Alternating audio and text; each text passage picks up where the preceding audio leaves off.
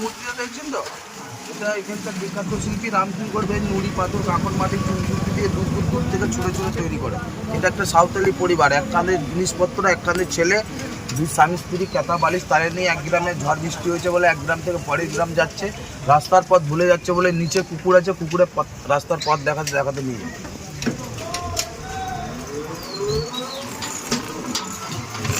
এখান থেকে আর এই ডান দিকেটা হচ্ছে ওপেন মঞ্চ। আগেকার দিনে মঞ্চের মধ্যে নাটক হতো, বাইরে বেশি সব ওই জন্য জায়গাটা নাম হচ্ছে নাট্যঘর এবং নাট্যভবন। এই তো নাচ হচ্ছে নাট্যঘরে কি নাট্যঘর।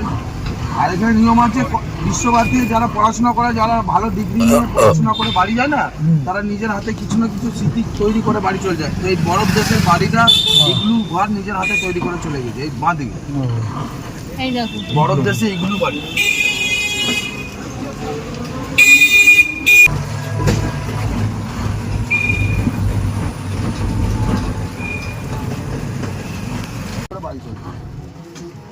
ছেলেদের বয়স হচ্ছে।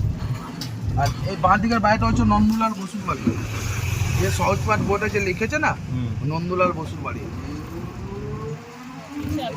সব